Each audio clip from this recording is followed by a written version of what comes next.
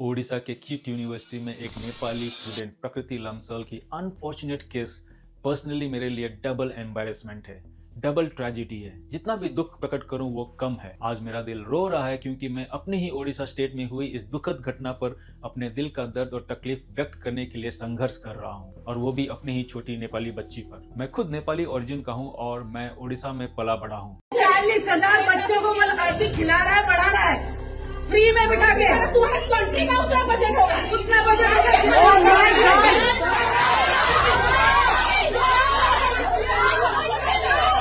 ये दिल को तोड़ देने वाली बात है कि जिस मैनेजमेंट से हम वैल्यूज, इंटीग्रिटी और ह्यूमैनिटी सीखते हैं, वो आज अपने ही एक्शंस और वर्ड्स से दागदार है।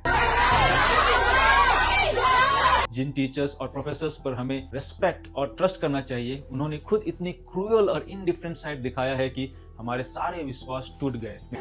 फ्री में बिठा के तुम्हारे कंट्री का उतना बजट होगा, उतना बजट होगा। मेरे कई क्लोज दोस्त हैं जो किट्स के एल्यूमिनाई है, और मुझे यकीन है वो भी आज उनके अपने यूनिवर्सिटी के मैनेजमेंट से शर्मदार होंगे। But the so called assistant professor Manjusha Pandey ji और Jayanti Nath ji, joint director of the girls hostels and students affair, इनके स्टेटमेंट्स न केवल सारे फैकल्टी को शर्मसार करती है बल्कि पूरे किट के आइडियोलॉजी को रिफ्लेक्ट करती है, और अनफॉर्चुनेटली ओडिशा एंड इंडिया दोनों को बुरे लाइट में संसार के सामने दिखाती है। छोड़ो तुम्हारे एम्बेसी, छोड़ो तुम्हारे एम्बेसी। मुझे बोलना तो नहीं चाहिए, but now I doubt the qualification of this ladies. कहीं यहाँ भी नेपोटिज्म या भाई भतीजेवाद तो नहीं हो रहा? कहीं यहाँ भी अपॉइंटमेंट में कोई झोल तो नहीं हुआ? इन लेडीज को बहुत अहंकार है कि कुछ 100 नेपाली स्टूडेंट्स उनके यूनिवर्सिटी में पढ़ने आते हैं। 40,000 बच्चे हैं, तुम लोग को लग रहा है कि university runs. Neither KIT nor those arrogant so-called professors कोई फेवर नहीं कर रहे हैं। They should be glad कि ये बच्चे दूसरे यूनिवर्सिटी भी जा सकते थे, but they chose KIT। इन दो महत्रोमा को कुछ भनक नहीं होगी कि कितने इंडियन स्टूडेंट्स इंडिया से बाहर पढ़ते हैं। 1 लाख, 2 लाख, 5 लाख? नहीं। आपको जानकर हैरानी होगी कि साल 2024 में 13 लाख से ज्यादा स्टूडेंट्स इंडिया से बाहर पढ़ रहे थे, जो साल 2025 में बढ़कर 15 से 20 लाख हो सकती है। और जो मैडम बोल रही थी कि उनके कॉलेज का फंड किसी दूसरे देश के जीडीपी से ज्यादा है, तो क्या वो स्टूडेंट्स जो टेक्सास यूएसए में पढ़ रहे हैं, उनको कोई स्टूडेंट्स या फैकल्टी बोले कि उनके यूनिवर्सिटी का फंड इंडिया के जीडीपी से ज्यादा है? कैसा लगेगा इंडियन स्टूडेंट्स और इंडियन डायस्पोरा को? 4 लाख से ज्यादा भारतीय सिर्फ कनाडा में पढ़ते हैं, 3 लाख से ज्यादा अमेरिका में, 2 लाख के करीब ब्रिटेन में, और 1 लाख से ज्यादा ऑस्ट्रेलिया में। शायद इन दो मैडम को पता नहीं,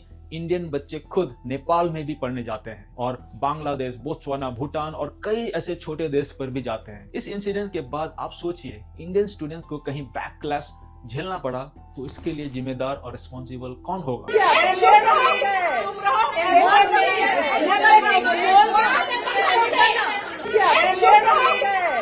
और कैसे इस मैटर को दबाने की कोशिश की गई, और क्यों दबाने की कोशिश की गई? वो लड़का अद्विक श्रीवास्तव एलिजिडली मनोज श्रीवास्तव का बेटा है, जो यूपी में कोई बड़ा पॉलिटिशियन है। क्या इसीलिए इस लड़की को बचाने के लिए ये सब करा जा रहा था? अद्विक श्रीवास्तव उसने क्या क्या किया? ब्लैकमेल का एलिगेशन सच में है या नहीं? इस एंगल को भी फिगर आउट करना होगा। इन्वेस्टिगेशन की जरूरत है। इनफैक्ट फास्ट ट्रैक कोर्ट में इन्वेस्टिगेट करना चाहिए, तभी हमें समझ में आएगा कि केस क्या था। ना तो गवर्नमेंट ने, ना ही एनई ने, ना एजुकेशन मिनिस्टर ने कोई स्पेशल स्टेटमेंट दिया है अब तक। सेलेक्टिव स्टूडेंट्स को आउटसोर्स करने का डिसीजन किसका था? एक यूनिवर्सिटी बस नेपाली स्टूडेंट के लिए कैसे बंद हो सकती है? साइन डाई तो आइदर सबके लागू होती है या किसी के लिए नहीं। हॉस्टल से सिर्फ नेपाली स्टूडेंट्स को ही क्यों निकाला जा रहा था? पुलिस एक्शन होना चाहिए। सुप्रीम कोर्ट कॉमेडियंस के केस सुन रही है, लेकिन क्या वो इस पर सो मोटो कॉग्निजेंस लेगी? ये देखने वाली बात होगी। डियर डॉक्टर अच्युत सामंत, आगे का मैसेज पर्सनली आपके लिए है। डॉक्टर सामंत, किट और किस की मैनेजमेंट, आप 40,000 स्टूडेंट को फ्री में खाना खिलाने पर घमंड करते हैं, बट ये मत भूलिए कि इन स्टूडेंट्स और उनके फैमिली की मेहनत की कमाई से ये पॉसिबल होता है। हर स्टूडेंट्स को डिग्निटी के साथ जीने का हक है, प्रोटेस्ट करने का हक है, और जस्टिस मांगने का हक है, क्योंकि ये उनमें कॉन्स्टिट्यूशनल राइट है। फिर भी आप उनकी आवाज को चुप करवाते हैं, सच को दबाने की कोशिश करते हैं, अपनी पावर और इन्फ्लुएंस के पीछे छिपते हैं। आपकी स्टाफ मेंबर्स मिसेस जयंती नाथ और मिसेस मंजूषा पांडे ने इतनी ऑडासिटी दिखाई कि आपकी रेवेन्यू की कंपैरिजन में किसी और देश के जीडीपी के बारे में इनसेंसिटिव बात की। नेपाली स्टूडेंट्स के डिग्निटी और वर्थ को कंप्लीटली डिसरिगार्ड करते हुए। एक वुमन होने के नाते उनमें एम्पैथी कहां है? वो कैसे किसी दूसरे लड़की के सफरिंग के लिए इतना डिसरिगार्ड दिखा सकते हैं? उन्हें अपने वर्ड्स और एक्शंस के लिए अकाउंटेबल होना चाहिए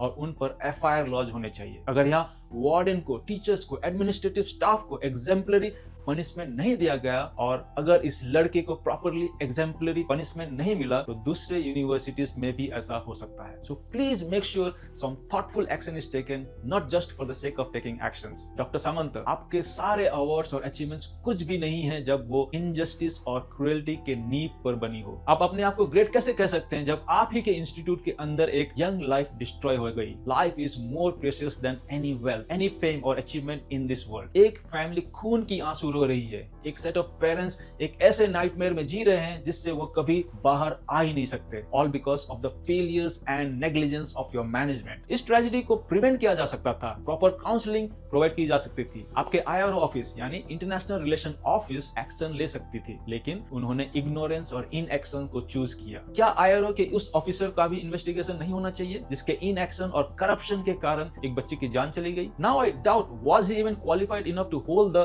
IRO position? This is not just a failure of management, this is a failure of humanity. मैं ओडिशा गवर्नमेंट और ऑनरेबल हाई कोर्ट से प्लीड करता हूं कि वो इस मैटर पर तुरंत कॉग्निजेंस ले, सच को अनकवर करें और इनोसेंट के लिए जस्टिस एंश्योर करने के लिए एक थॉरो इन्वेस्टिगेशन स्टार्ट करें। Those responsible must be held accountable and court of law में लीगल कॉन्सिक्वेंसेस फेस करने चाहिए। Justice must prevail. ये यंग सोल डिजर्व करती है, प्रकृति लामसाल की फैमिली डिजर्व करते हैं और हम एज अ सोसाइटी प्रकृति लामसाल को ये ओ करते हैं कि हम उसकी आवाज सुने, उसके स्टोरी को भूलने न दे और ये एंश्योर करें कि ऐसी हॉरर्स से किसी और की जान कभी न जाए। समय ही बताएगा कि अद्विक श्रीवास्तव को ड्यू पनिशमेंट मिलेगी या नहीं, या वो भी पुणे पोर्ट्स केस जैसे मनी, पावर और करप्ट पॉलिटिक्स की जीत होगी और विक्टिम्स को कभी न्याय नहीं मिलेगा। I sincerely hope we have a better example this time to remember.